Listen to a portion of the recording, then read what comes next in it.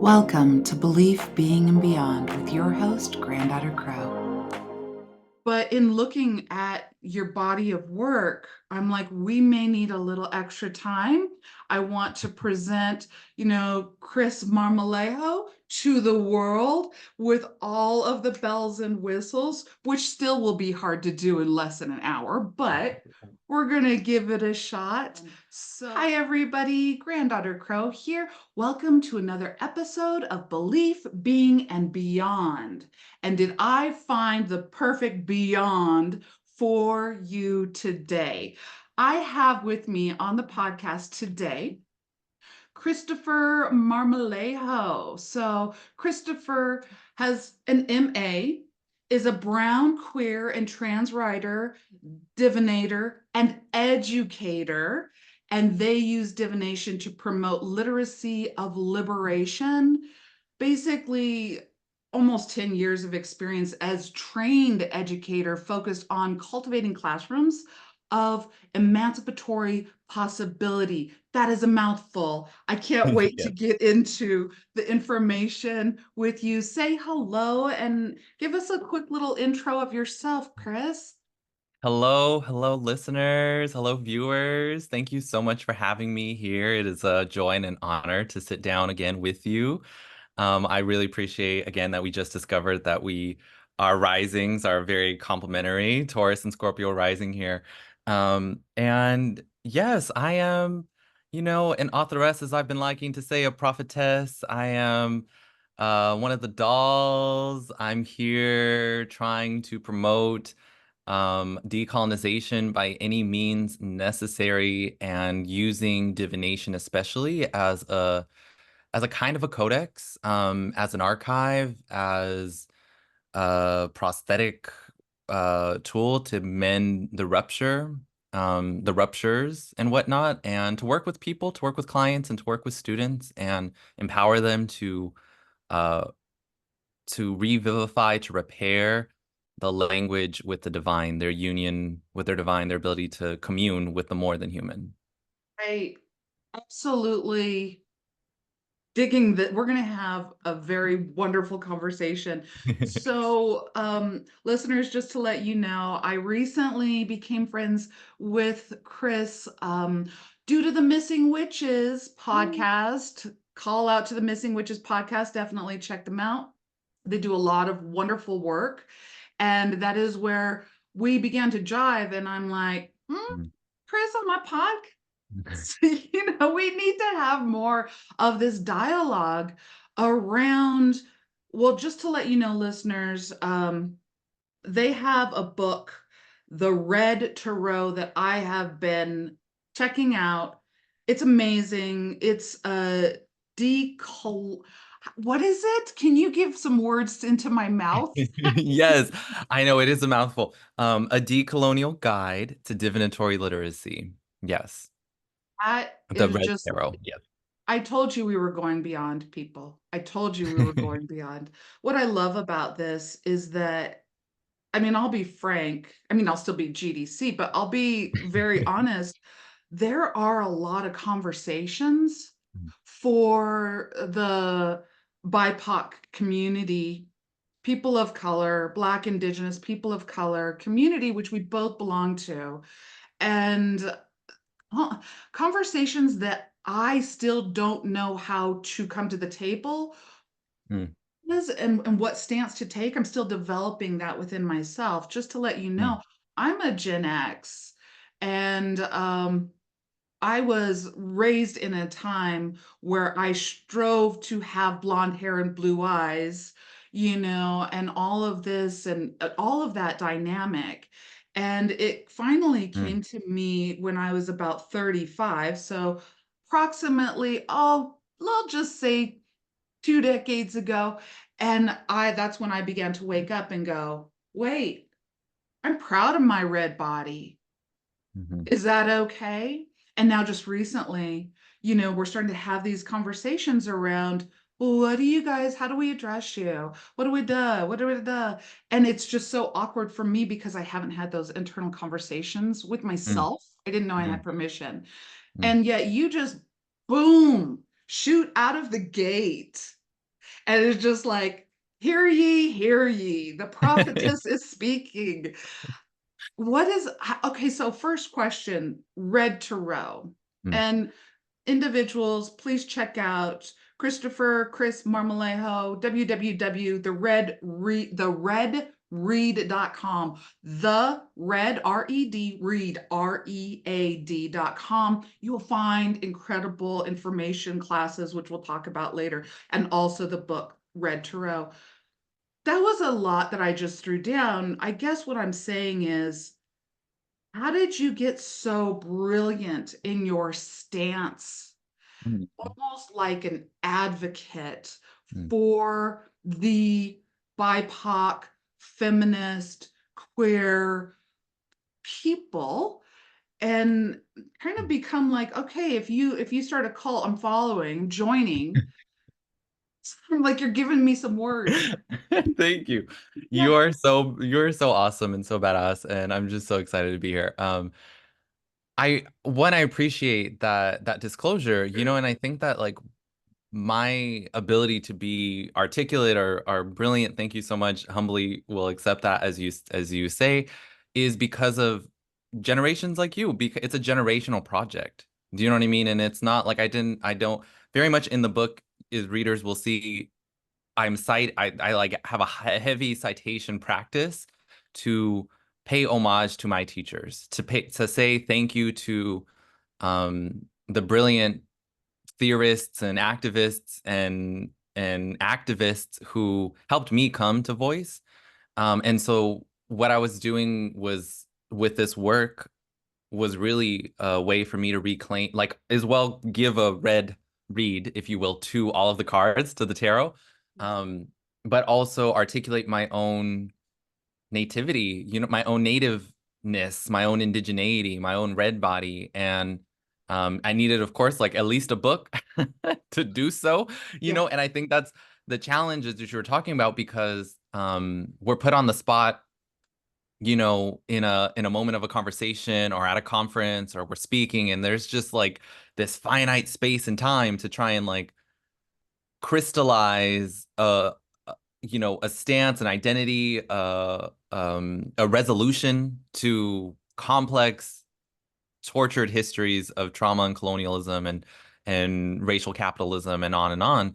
And so the book is, this hybrid text. I would like to think that I take the liberty to um, offer some blood, if you will, in order to like show that like my stance also in how to read the cards, if you will, like that they should affect you. You should be um, moved or changed or alchemized. Like that's the potential of the cards of divination, but also using them as a means or a muse or a vehicle for me to navigate and articulate my own unique identity and position within the history of it all. I love Um, that. yeah. I love that. So I know I love the way that you organized your Mm. book. Chapter 0, people. And then we go, 1 through 10, moving through all of the 78 tarot cards. I really was like, okay, so there's so much like numerology in there. There's so much, all of this beauty. But before we get into a little bit more of that, define red if you Mm. can. I know that could be a whole nother podcast, but you kind of defined it in, the 0 chapter Hmm. about what is red. It's our blood, it's our life force, it's our passion. What, Hmm. define red for the listeners. Absolutely. I mean, and it's something that I was um talking about in a recent conversation as well that I had, and I was like, I didn't even think of like the red party politically or not none of that. No, it is red in terms of like, you have black folks, brown folks, of course, and red folks, native folks, indigenous people, first and foremost. And so I wanted this book to like that to fold us into the conversation, into these spaces, because you will see like new age, quote unquote, spiritual practitioners. Tarot is a fad. Everyone's into divination. Everyone's going to Coachella with, feathers in their hair, and they get a chakra reading, and like they've it's imperialist nostalgia where the colonizers take the tools of the colonized and claim them as their own, but we're using those same tools to persecute and deny and erase those original people, right? Yeah. And so red is yes, a great term in terms um of speaking to the indigenous folks or the indigenous lens in which I wanted to like center, speak to the blood rites, if you will, of initiation, of walking a spiritual path, in that this is not something that you do because it's a fad. Like I said, it's not something that you can pick up and it's like you're in it. You know what I mean? It's walking the red path. It's the red yarn that I wrap around both of my hands when I'm administering a limpia for myself. It is the red of politicization, you know what I mean, of using the cards to enact social change and connect the divination space to the political space, to the movement space. Yes, yes.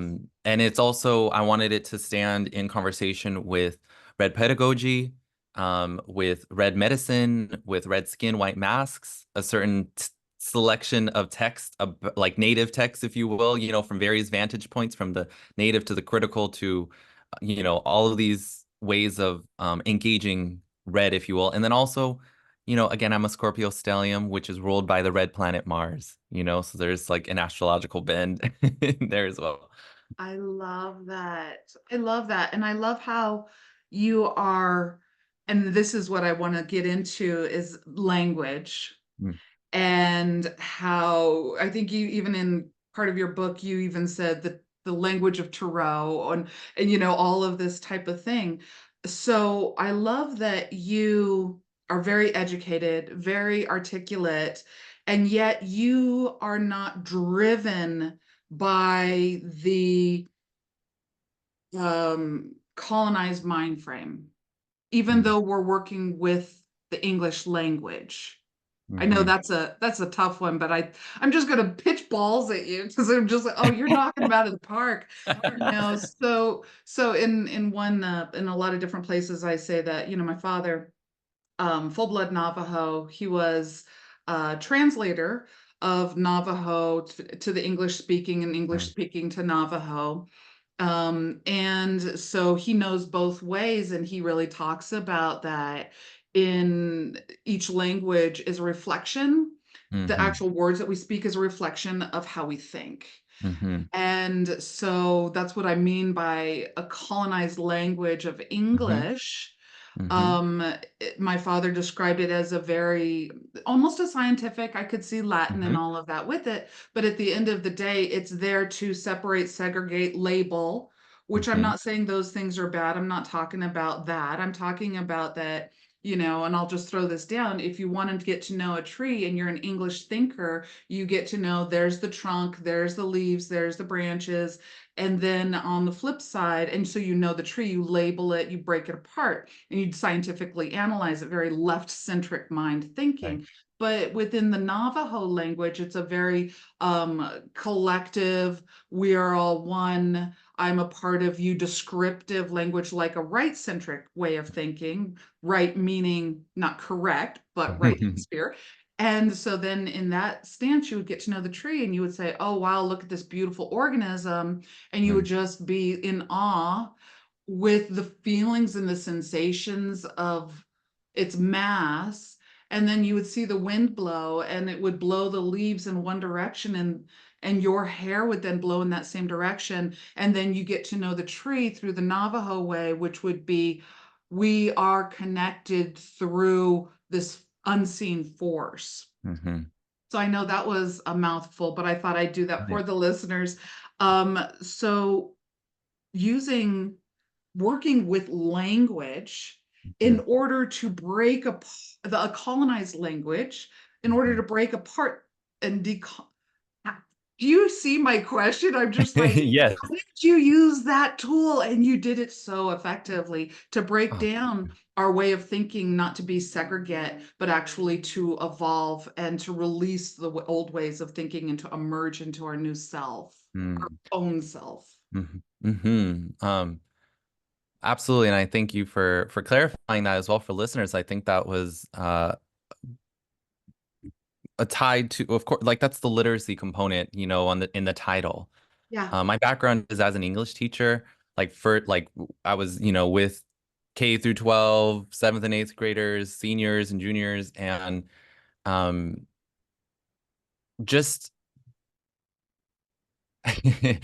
I'm like, how do I want to go about this? I mean, it's a passion of mine, or it's something that I feel passionate about in um meeting that confrontation very viscerally from like throughout my whole entire education learning versus and being like having my hand corrected so that I could write to the right size and things like that, making my own cursive and like boys coming around policing me and saying that's not how the teacher told us to write, all these kinds of things in ways that my own mode of communication was already reaching beyond the Western language model or frame, and what I try to do with is well-read tarot is be poetic.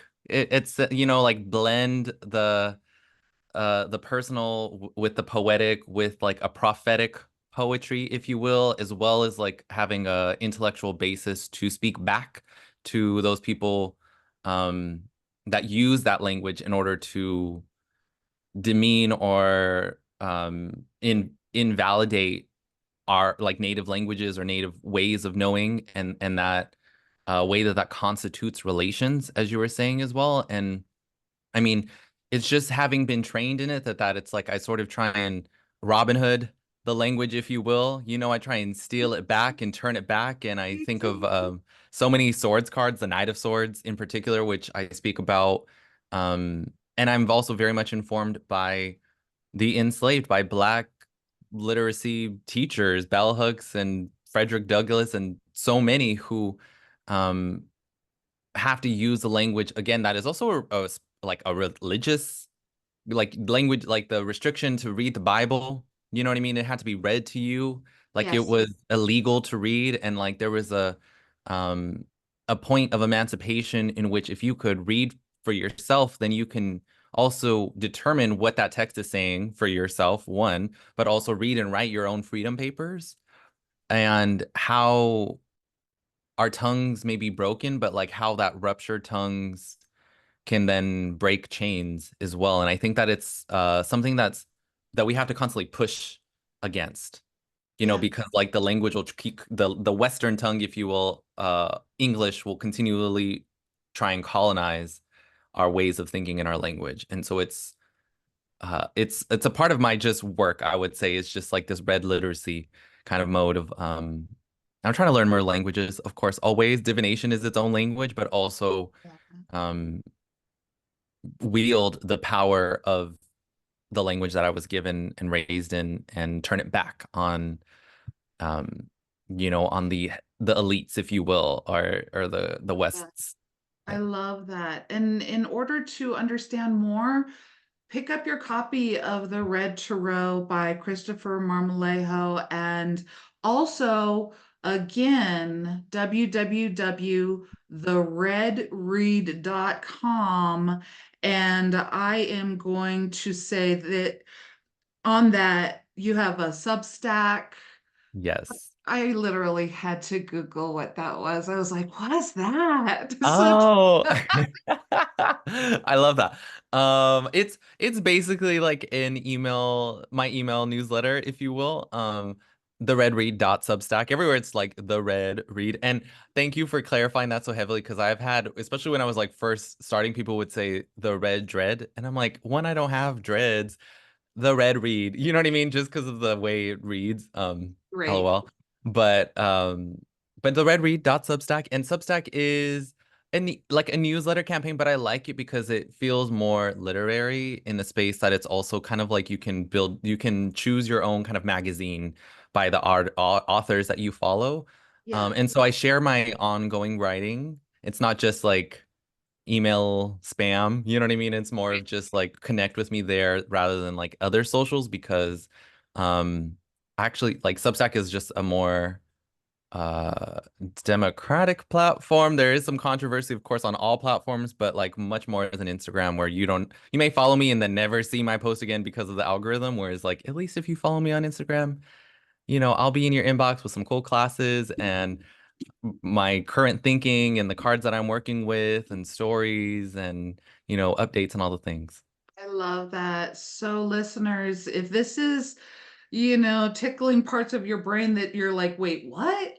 And you want to find out more, might as well, just go once again, theredread.com. You can sign up for the Substack and also get little Yeah. samples. I mean, I was just perusing your website and I'm just like, this is delicious. Wait, what?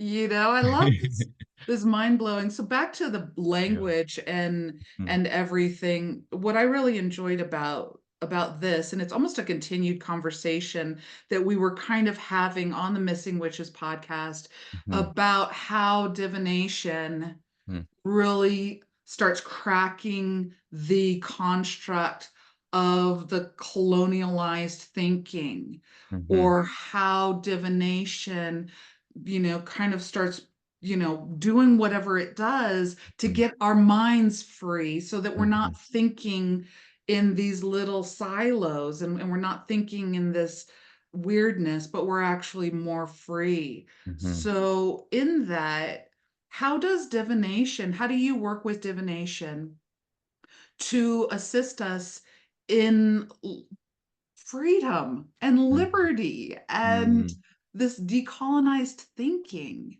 Like, mm. help draw a couple of lines there for the listeners. Absolutely. Thank you. Thank you for that brilliant question, that beautiful question. Um, and I think, and it's something that, yeah, I'm an advocate for because I just think that potential is missing by a previous generation of diviners or people who were notable in tarot.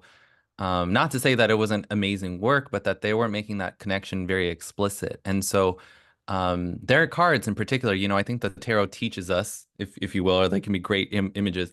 I think of the High Priestess, right, who is a guardian of secrets of a feminine way of knowing, which is the intuitive body, which is the emotions, which is the dreams, which is altered states of consciousness.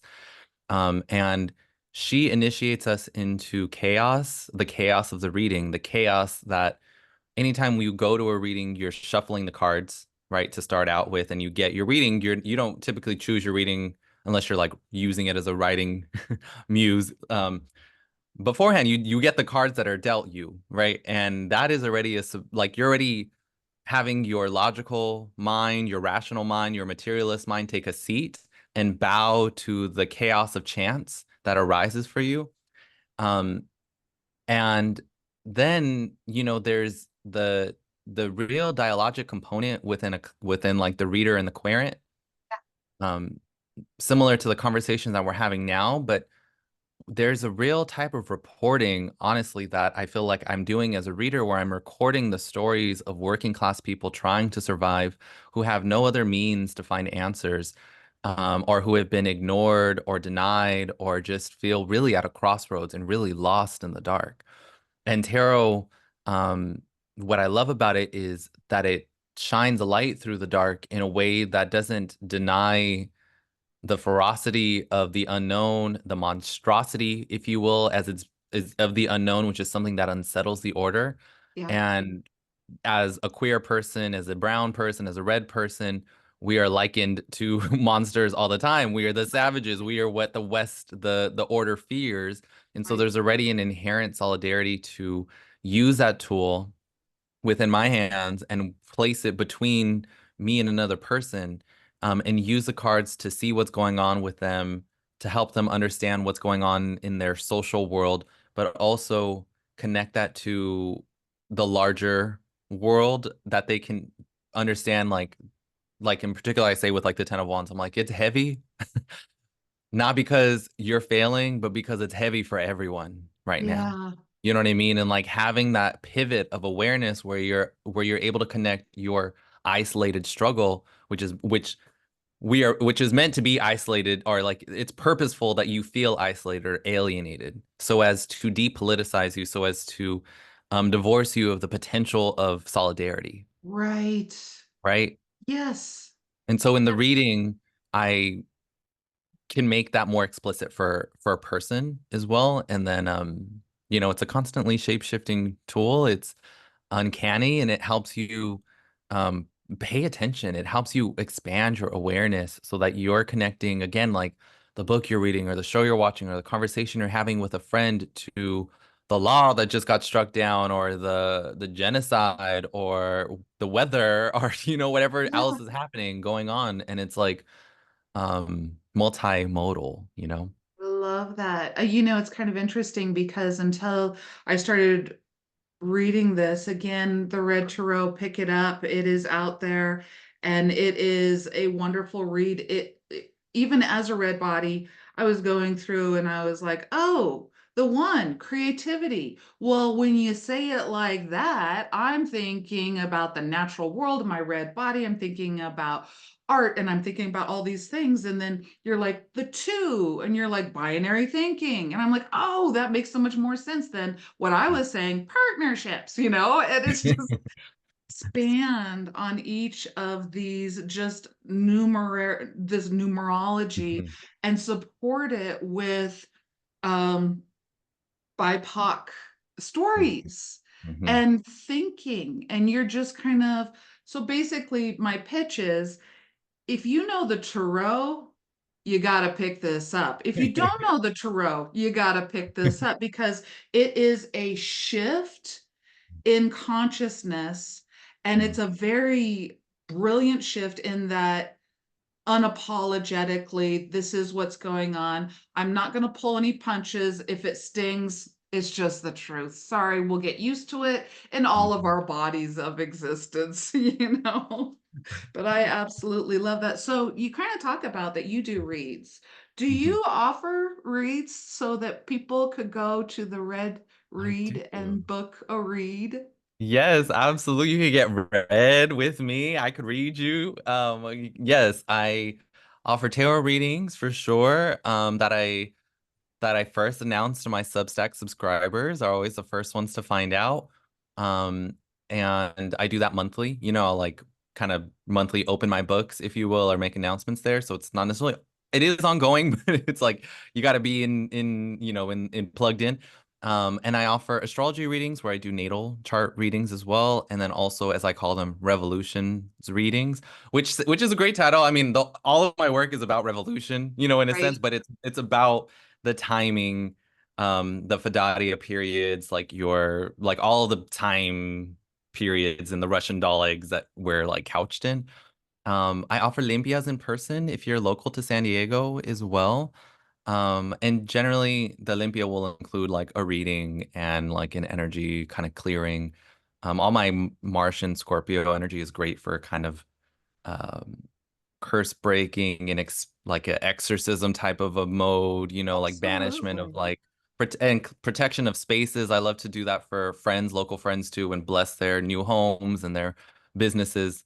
Um, so yeah, so I do offer readings. Yeah, I absolutely. love that. I love that. And since we're on that mode, we might as well go into, you teach a lot of courses and you do a lot of public speaking.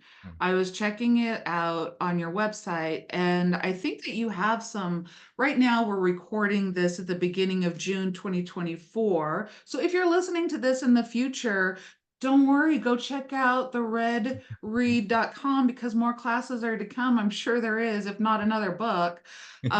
Just saying, that was just me. I don't have the inside scoop. That was me projecting. But tell us about some of your upcoming courses that like people can register for as this podcast drops. Absolutely. The one that I'm really excited about that is coming soon, it'll be at the end of June that we start June 26th, um, is Auguring the Animal. Right. And so I'm also, I mean, I'm currently in session with Thresholds, which ties along with the book. We're reading, like we're having it weekly and we're reading it, which is so exciting. I've taught that course before, but the first time now having my own baby to go along with it, and it's just like so high caliber. And I do that once or twice a year. So stay tuned for that if you want to like learn a comprehensive red way of reading the tarot.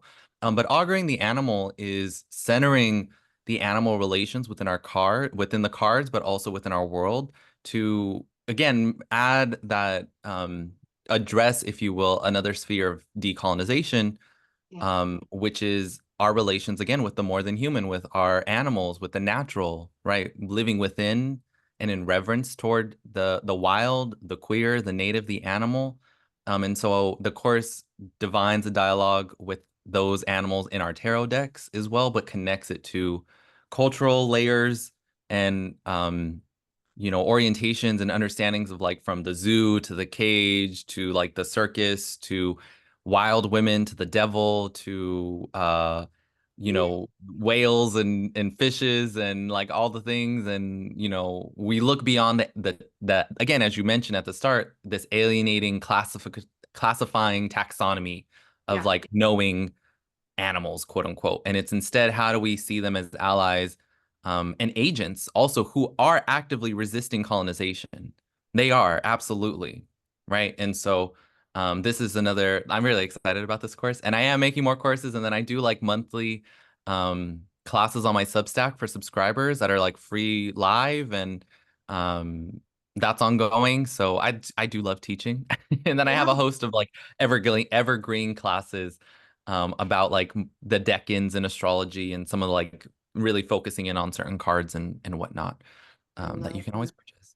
Just so much going on. So, okay, I'm gonna toss you another ball here. Yes, please. This is the first time I've ever asked this question, but my mind is starting to open up and blossom due to our conversation and due to reading your book. I'm starting to feel a little bit more empowered. So, what if a white body was Hmm. listening to this and then thought, oh, is that appropriation or appreciation? Can I participate in the red tarot if I'm not a red or black or person of color? Can I participate in digging into this wonderful information if I don't have that bloodline?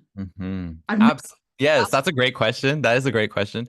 And I'm always like very vocally, of course, like critiquing white supremacy and whatnot. And anytime my mom was always like, "You called out the white people again," and like you know what I mean. She was always like, "Whoa," shocked at like just how um how vocal I am. Yeah, Honest. yeah, exactly. And absolutely, I do have white bodies, if you will, in my class. And that's a part of what we're learning. I think that even if you are black or brown or red, you, via the forces of colonization, typically have a little white man inside of you that is operating that you also need to eject out of there and, decompose and recohere around. And so whiteness is, um, of course, whiteness is type of a construct, of course, that like white bodies claim, but if you being a white person with like, a kind of like some terrible ancestors, it's important for you to join as well and like be willing and ready to um be self-reflexive, to not be necessarily coddled, and understanding that again white supremacy as a whole is a part of the thing that has been terrorizing us for years and years, and be willing to do the work, as I expect of all my students and whatnot. And I do have, again, brilliant white students. I've always had white students. When I was teaching seventh and eighth graders, they held me accountable in terms of like making sure that I was articulating well that they were welcome and that they have to understand that white supremacy oppresses them as well, right? Even as they benefit from some of the system as well.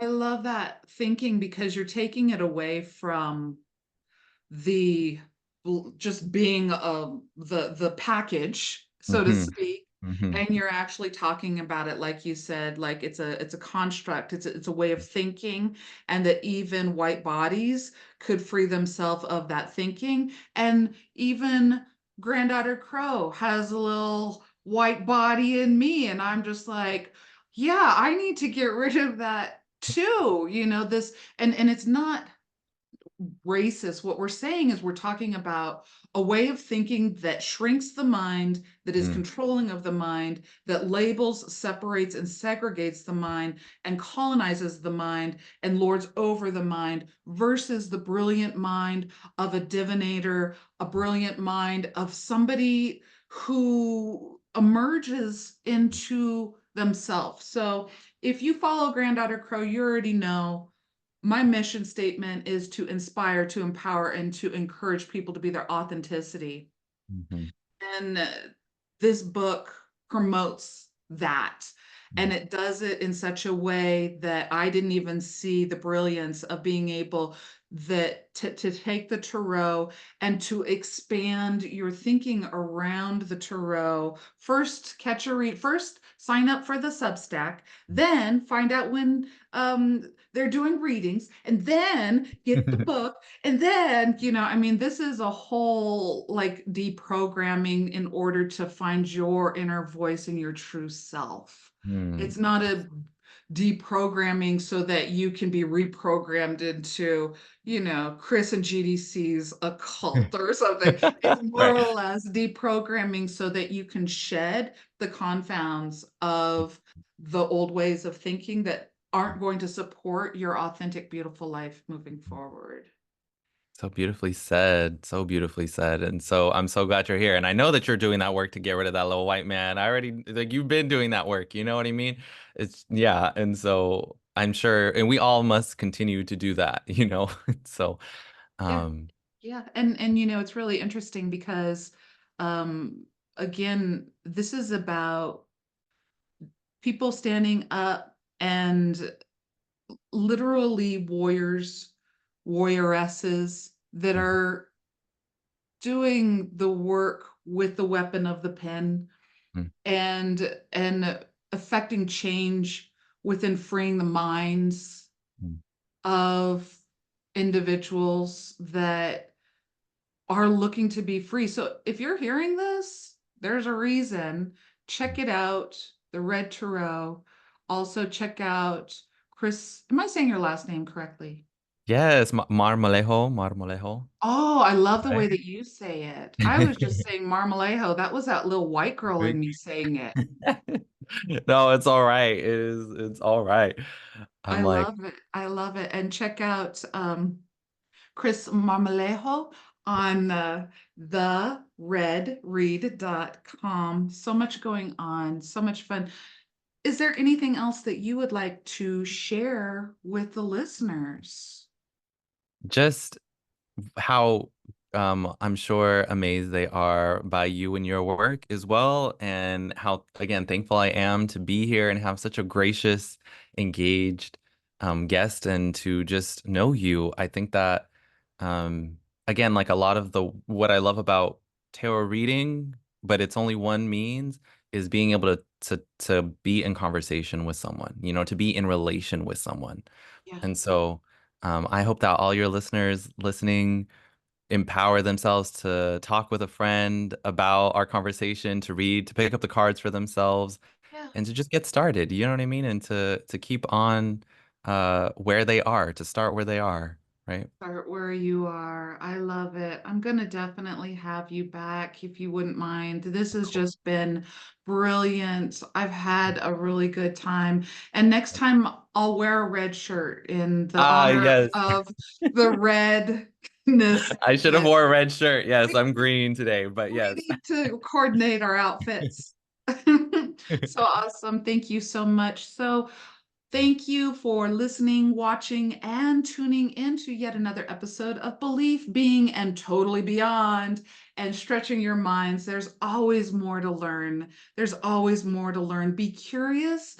It will lead you to your authenticity. It will lead you to your authenticity. Keep being curious, people. And like, subscribe, and share. Share this with people who you feel that would benefit. So again, thank you so much, Chris. It's been a pleasure. Thank you, darling. Thank you, GDC.